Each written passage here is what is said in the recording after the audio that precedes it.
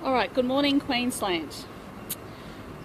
Well, we have some good news today, and that is we have 10 new cases, but 9 of them are in hotel quarantine, so we are not concerned about that.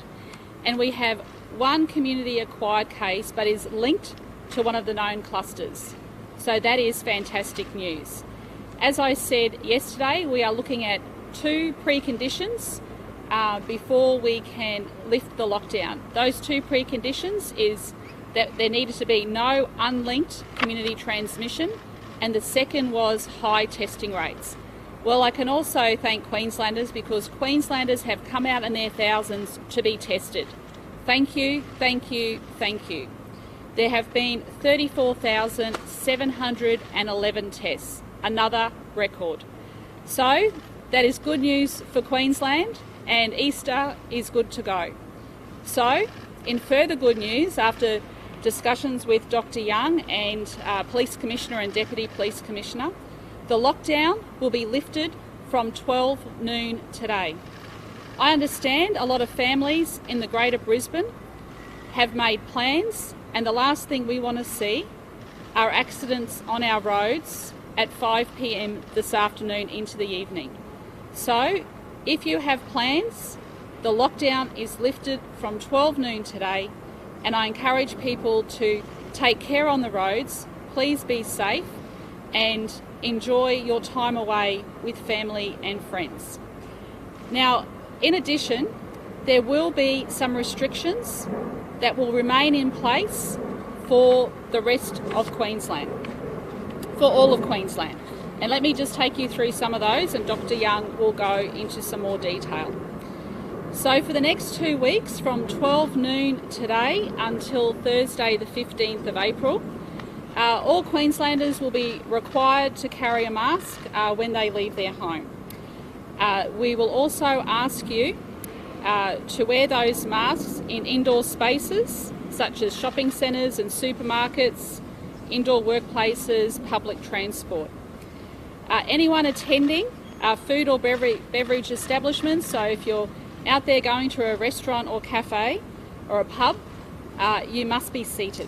We have to go back to the seating. This is really important that we are doing this for the next 2 weeks because we are not out of the woods yet. So the lockdown has been lifted in Greater Brisbane, but we're not out of the woods yet. So I'm asking Queenslanders, all Queenslanders, for the next 2 weeks, if we all do the right thing, we can get through this together. Gatherings at your home right across Queensland will be restricted to 30. Unfortunately, no dancing in public venues, and businesses, of course, can reopen, but it's that 1-2 square metre rule. Now, in terms of outdoor events, there are a lot of big events planned over Easter. They can still proceed if they have a COVID-safe plan in place. But if you are outdoors and you cannot socially distance, put a mask on. It's as simple as that. If you don't feel that you can socially distance and you're in a crowd, put a mask on. That is the safest we can do. Now, in further good news too, we've spoken to Dr. Young about Easter church services. This is really important for many people across Queensland, and of course those services and the Easter Mass can go ahead. It will be 1 per 2 square metres, so most churches have that in place. But if it is, it can be 100% capacity if people are seated and have it ticketed, and the churches know how to do that. So that's further good news.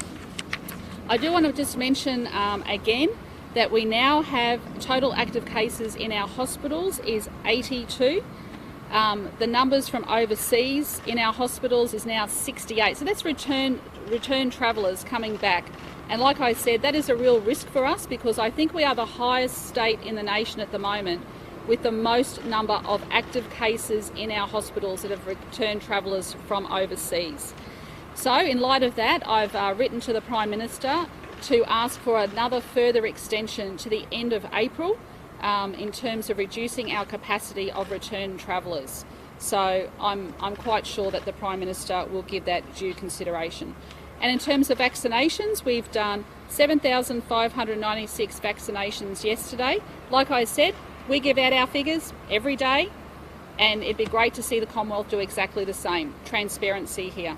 And our total vaccinations now are at 79,534. So look, just before I hand over to Dr. Young, once again, can I really thank Queenslanders? This has been phenomenal. It has been very stressful for everyone, and I just want to thank everyone who's been involved. Most importantly, you at home.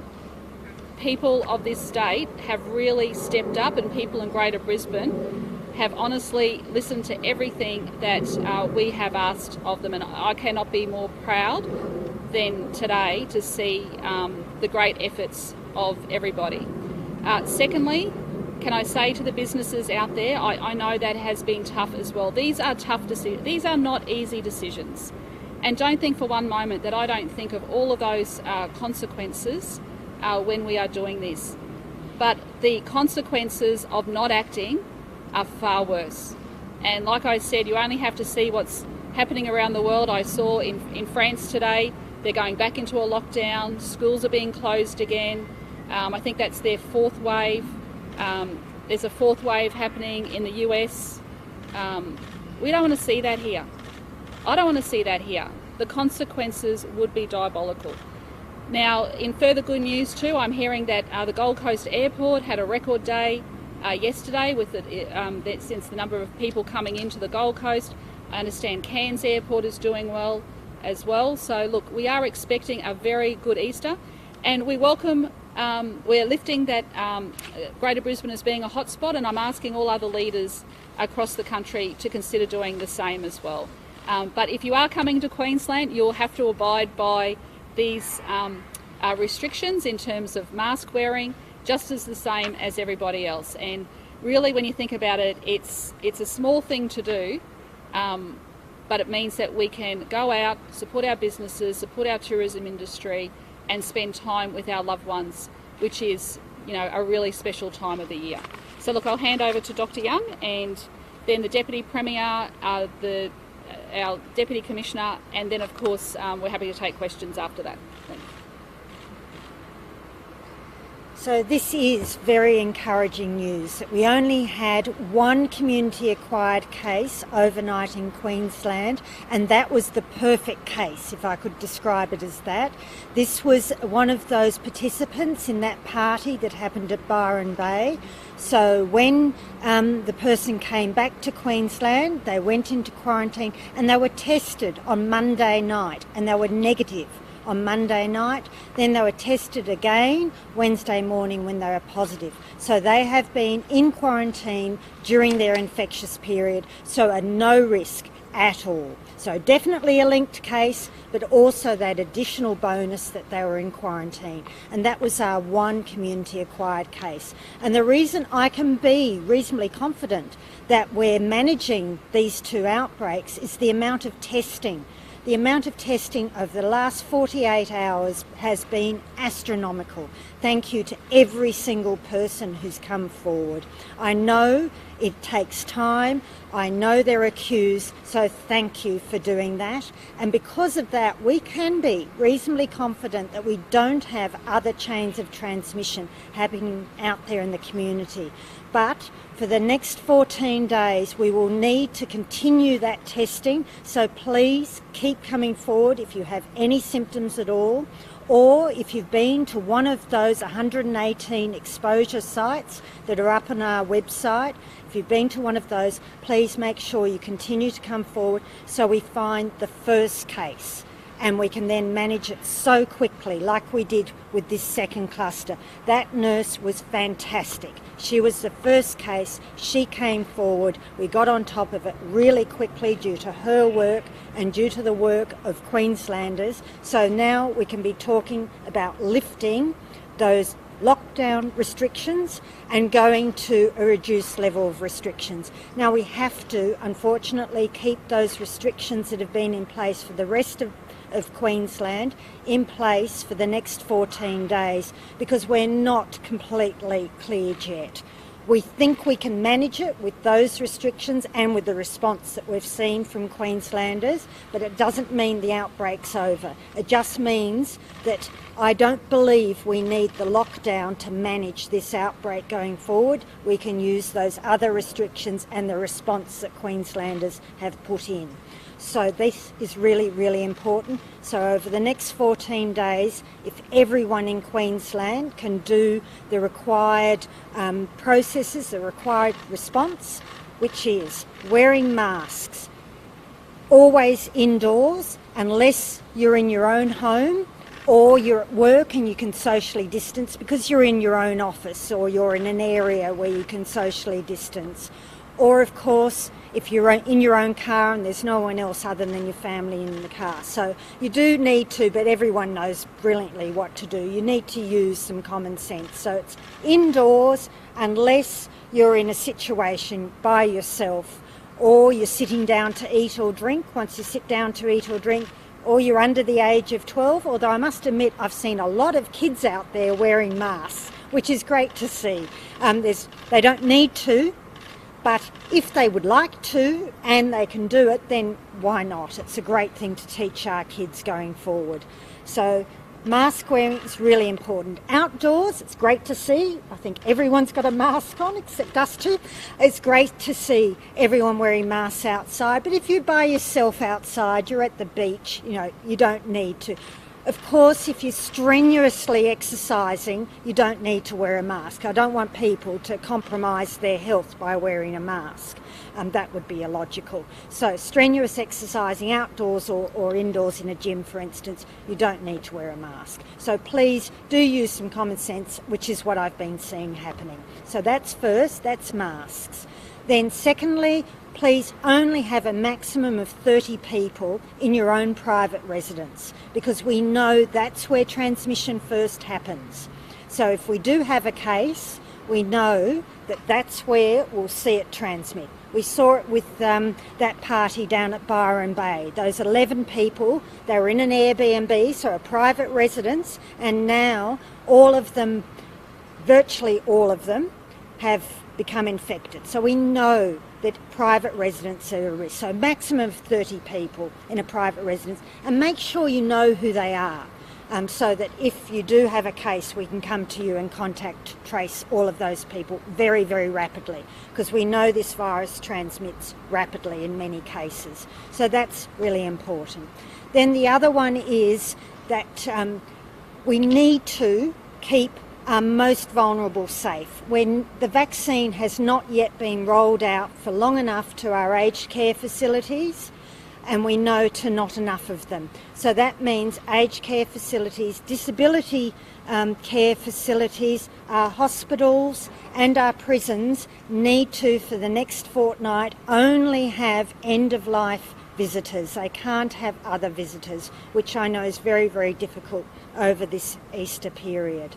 So that's another concern, but we need to continue that going. Hopefully when we get all of those sites vaccinated in the future, we won't have to do that again. But we need to at the moment, protect our most vulnerable. Then the other thing, I know this is difficult for businesses, and I thank businesses very, very much for their support. Everyone needs to sit down in any hospitality venues, any venues indoors. They've got to sit down while they're eating and drinking. Take their mask off, of course, when they've sat down to eat and drink, but sit down. You can get up to go to the bar if you're in a pub to pick up your drink or your meal, but then go back to your seat. And that's important because we saw transmission of this virus in the restaurant in Byron Bay. So someone sitting at an adjacent table. So we need to know who's sitting where so we can work out who's highest risk and make sure we get hold of them very, very quickly. Then the other thing I ask of everyone is please make sure you do leave your contact details so we can really quickly get hold of people. Just double check, it's so easy to do. I've done it myself. Make sure that the mobile phone number you leave is accurate. It's so easy to get one digit wrong. Just double check when you put that information there, because the quicker we can get hold of people and contact trace, the quicker we can then immediately get out of whatever issue it is. So there's a lot of things there. They're really important to do, and if everyone does them, we'll get through this as quickly as we can. Then I'm leaving the most important to last, but you all know this one. That is, if you're sick, just stay home. Doesn't matter how mild your symptoms are, just stay home and enjoy your own home. And get yourself tested. That's critical. That is the most critical thing that will keep all Queenslanders safe. Thank you very much.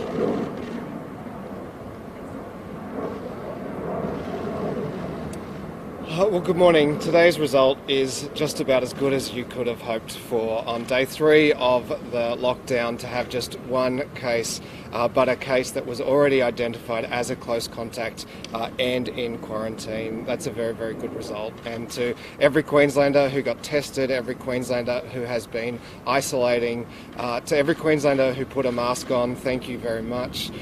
To our essential workers who kept us safe through this period, including our supermarket retail staff, thank you also. As the Chief Health Officer and the Premier have outlined, we do need to maintain some restrictions for the coming 14 days, and I know they will be particularly distressing to those in aged care facilities or with family members in aged care facilities that they had hoped to visit over Easter. Unfortunately, they're necessary because only a third of aged care residents have been vaccinated, and almost no aged care workers have been vaccinated so far. Similarly, very, very few residents of supported disability accommodation have been vaccinated, and for those reasons we need to maintain those lockdowns for 14 more days until those vaccination levels are increased, until we see a higher density of vaccination in aged care. Then those lockdowns will need to continue to be applied if and when we have outbreaks. The fact that we have 9 new cases today in hotel quarantine amongst returning travellers underlines the ongoing risk of returning travellers bringing back new strains from right around the world where they are still suffering from the worst of this pandemic. And I just underline again that we would not be facing risks like this if the Morrison government had engaged with us on the construction of a national quarantine facility. Yesterday, David Littleproud said that whatever the states needed, the Commonwealth would provide. Well, we need a national quarantine centre so that we can reduce the risk of returning travellers, so that we don't have to cut back on the number of returning travellers when we have an outbreak. What you saw yesterday, I think, was a very cynical attempt from David Littleproud to use the number of vaccines delivered to states and territories to try to get Andrew Laming out of the news cycle. And I think while that might have worked, we can all agree that David Littleproud is 2021's April Fool. But he should not have risked confidence in the vaccine for the Morrison government's political benefits. We have right now on hand just 3 days' supply of the Pfizer vaccine. We have 12 days' supply of the AstraZeneca vaccine, and at current rates that could just be 8 to 9 days. And if you think about the fact that that is the vaccine that we are distributing to our regions and to our remote communities, we need ample supply of that to ensure our hospitals have it. We've heard a lot in the last 24 hours from GPs about their experience of vaccine supply, about how they don't know what vaccines they will be receiving, about how they've been booking people in for vaccines and then had to cancel them when their supply was received. And I think it just underlines those calls for better transparency about the number of vaccines out in the community and the number of people being vaccinated.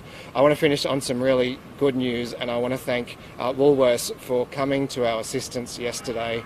At about 3:20 yesterday, the Palm Island Council contacted us to say that they had no masks on Palm Island. By 5 p.m, Woolworths had contributed 12,000 masks.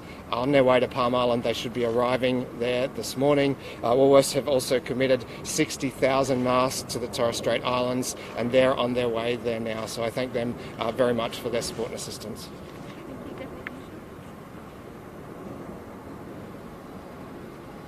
Morning. So in the last 24 hours, we've seen quite a bit of activity.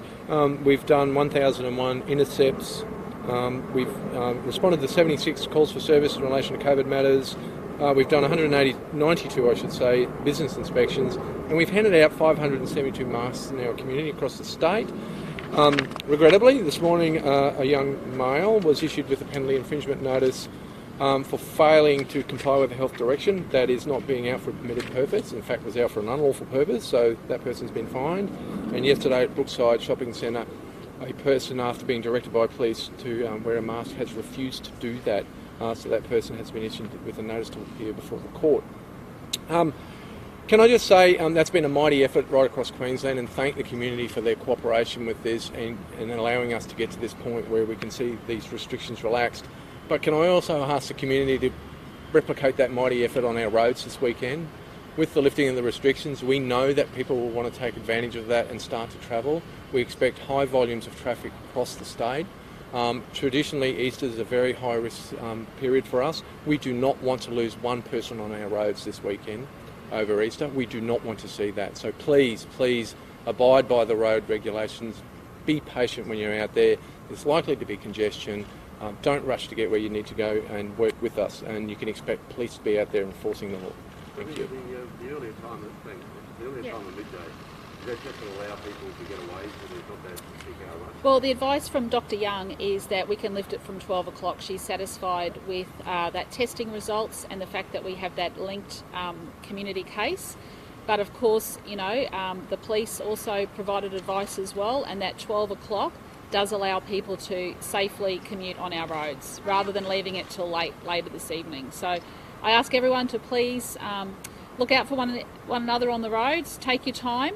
I think there is going to be congestion. There always is on a Thursday leading into Easter.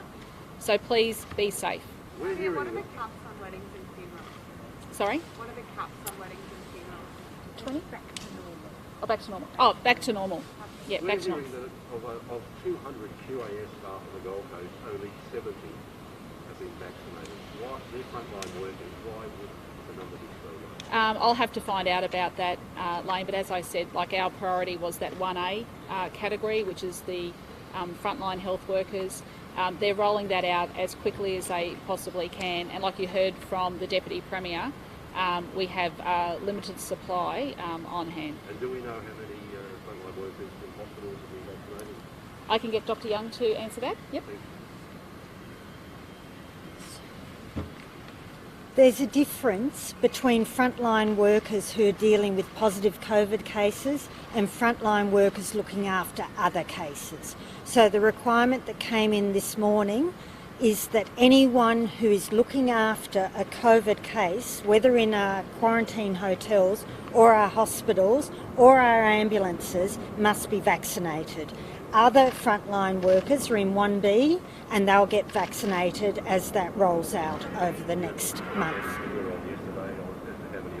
Yes, so my advice is that by midday today, we believe that all of the 1A frontline workers who are looking after hotel quarantine or hospital cases will be vaccinated. Now, remembering that people come in and out of that category. It's not a fixed category, so we know that there were 37,000, but some of them will have gone back to other duties and other people coming in. But the requirement now is before you can actually come in and be a frontline worker looking after a positive case, is you have to be vaccinated. There'll be almost 5 ward workers who can't work at the moment.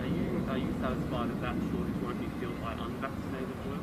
Well, no, that's correct. I am satisfied because we've closed that ward. There are still some patients in there that we're managing to move out to other parts. But yes, we're managing that. We have enough capacity to deal with that. Is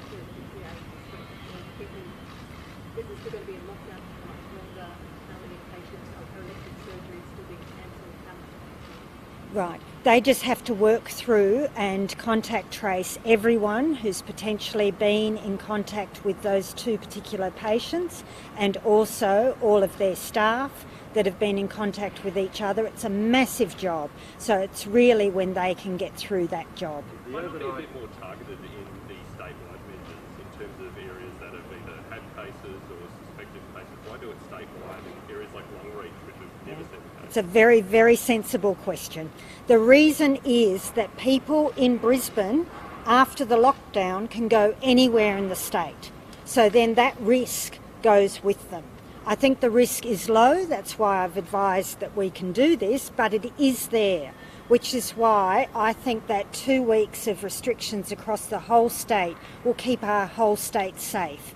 And I genuinely believe that wearing masks, sitting down when you're eating and drinking, protecting our most vulnerable and limiting people to 30 in their home is actually not a big requirement for the safety it gives us. It gives us enormous degrees of safety for, I understand inconvenience, and the one I'm most concerned about is the fact that I'm not allowing people to go into aged care to visit their loved ones. But I really think wearing a mask, Queenslanders have done it really well. Minimising to 30 people in your home. Sitting down, I know that sitting down is different to what people normally do. You normally like to stand up when you go into a pub, but the density hasn't changed, so the same number can go into the pub or the nightclub, but it just means it's so much safer. It's unbelievably safer. So that's why I think those restrictions need to be in the entire state. Otherwise, we would have to not allow people from Greater Brisbane to leave for 14 days, and I don't think that is reasonable. The overnight case, do we know where he or she is from? The new case today, yes, from that Wide Bay area. Right, okay. Yes, so they're a close contact of one of the other cases that's now in hospital in that area. So And this person was at the hen party too? yes, Right. yes, So but she's got sick, so I'm not sure of the transmission, whether she got it at the hens party, which she did attend, one of those guests, or whether she's got it from the person she shares a I think house there were with. 11 there.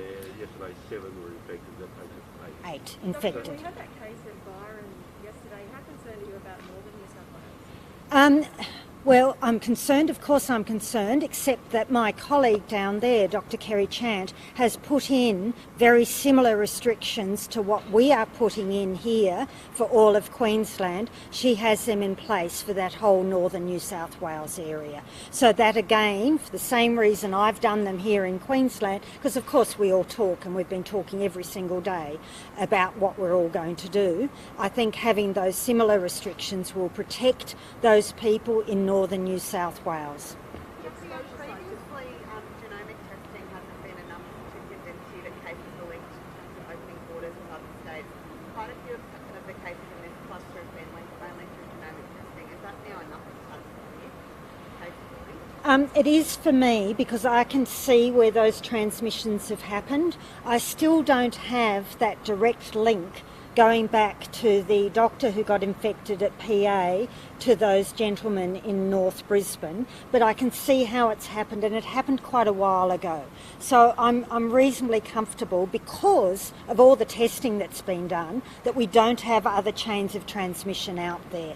So it's just I'm getting so much information because of the magnificent job that's been done by Queenslanders. Without that testing, I'd still be very cautious, but I've just had so much testing, which has been fantastic. People who have visited those exposure sites, do they still have to self-isolate? Yes, there are different degrees of infectivity in those different sites. So all of those people have been contacted, and the ones that need to be in quarantine have been told, and they must stay in quarantine till the end of their 14 days because they are still at risk of definitely of getting an infection. But like this case today that I told everyone about, that case was in quarantine during their infectious period. So all of these other people we've placed in quarantine must stay there for 14 days. So if they become positive, they'll have been in quarantine during their infectious period. Can I? Sorry, which? Can you say whether the latest case is in Bundaberg Hospital, and are you Yes. concerned about the fact that the Premier said there was 81 cases in hospitals across Queensland? Are you concerned about the capacity anywhere? I'm not concerned about the capacity because we are a health service with over 10,000 beds. What I'm concerned about is the amount of virus each person has, and we are seeing very low cycle times for a lot of these people. That means they've got an enormous amount of virus. We didn't see that early in the pandemic. They were different variants, and we didn't see that amount of virus. So we know the risk is extraordinarily high, and we are getting more and more of these extraordinarily high risk patients in our hospitals, and it is so easy for one tiny error to lead to contamination of a healthcare worker. So it does worry me that we've got over 80 cases in our hospital system that we're having to manage, and they are such high risk cases. That's why it is so critical that we've been given that go ahead for the next 2 weeks to halve the numbers of travellers coming into Queensland. But again today we saw 9 positive cases. So that of course only came into being midnight on Tuesday night, so yesterday we had the halving first come into place. So we won't see that spell out for a few more days in terms of cases, but it's critical for us. It is a concern that we've got so many infectious people in our hospital system. At the moment, I have 2,742 contacts. Not all of them are in quarantine. Some of them have been asked to test and isolate till they get a negative result. So not all of those are in quarantine. We have 118 exposure sites, which you can go onto our website to see. Some of those exposure sites mean you've got to go into quarantine. Others mean you've got to be tested and isolate till you get a negative result. Yeah. Yeah, we're continually adding, because this is really tough on people, and these cases have been brilliant. We've now got 8 related to the first cluster, 12 related to the second cluster, and people remember things, and they are so good, because when they remember things, they come and tell us straight away, and then we put that information on our website. So thank you for reminding me. Could everyone please continually go and just check that website and just check if you've been to any of those venues. Of course, those people who've been putting their information in through one of the apps or giving their details, we contact them as well. But also for people who haven't put their details in, if they could just come forward and get tested, that's critical. No dancing at pubs. Can you dance at a wedding? The bridal party can, yes. Unless you're outside, you can dance outside. Can I just take you back to the I'm not the bridal party, but yes, and they can take masks off for photos. Can I just take you back to the aged care facility? Yes. Can you quantify in any way what extra protection you're making it statewide? Because you're blocking people in regional communities from visiting their families over Easter for what must be a minuscule amount of benefit in the scheme of things. I mean, can you quantify that specifically in any way? I can, and it's what happened in Victoria. We know you can just have one case go into an aged care facility, one case, and if they're asymptomatic and you don't know that they're unwell, and so you've screened, which our aged care facilities are doing beautifully, and you let that one case in, they can infect nearly all those residents, and we can see very high death rates. So I understand how awful this is that people can't go and visit, and of course wherever possible I encourage them to use Skype and phones and really keep in contact, but I am asking people to wait for 14 days. So here in Brisbane we've had 56 out of our 186 aged care facilities that the Commonwealth has been going in to vaccinated. That's not enough, and it's only just rolled out, so the protection is not enough. Would the middle ground though not be just to target it a bit better to major metropolitan areas? It just seems baffling that in the far north of the state. I agree with you, except that I've been burnt. So in the past, do you remember going back to the Brisbane Youth Detention Centre? I went and put requirements then and thought I'm being mad, I'm being ridiculous. And then we had a worker who was positive, I don't know how, who ended up, it was a contact with someone who worked at that healthcare centre, and I just thought, oh, that was the right decision to just not allow visitors and to require them, because we do more than stop visitors. We also increase the PPE use. We do a whole range of other things as well once we declare a restricted area that impacts aged care. So that prevented that aged care residency getting an outbreak. Then we've had other ones in North Brisbane where we almost had an outbreak. The last thing I want to see is just at the last hurdle, which is where we are. We're rolling out the vaccine to every aged care facility, an outbreak, and have a whole lot of deaths. Can I just ask Stephen something? The Prime Minister's office is saying that Queensland received 12 weeks of supply on March 16th. That's not the data we have to hand. That's not the data we have to hand. Half of the stock of AstraZeneca was received in just the last week. And as I outlined, if we continue at our current rate, which is a record daily rate, we have less than 12 days supply of the AZ vaccine, around 3 days supply of the Pfizer vaccine. So it's not right that we received 12 weeks? Yep. Premier, in terms of the impact on business, you acknowledged before that a number of them impacted. Will the government be considering further assistance for those impacted businesses? Look, I'll ask the Treasurer to have a look at that. It has been very tough on businesses, but let's hope, fingers crossed, over the Easter period and into the school holidays, that people will get out there and support our businesses who have been doing it tough over the 3 days. Okay? Thank you very much. Thanks, everyone. Thank you.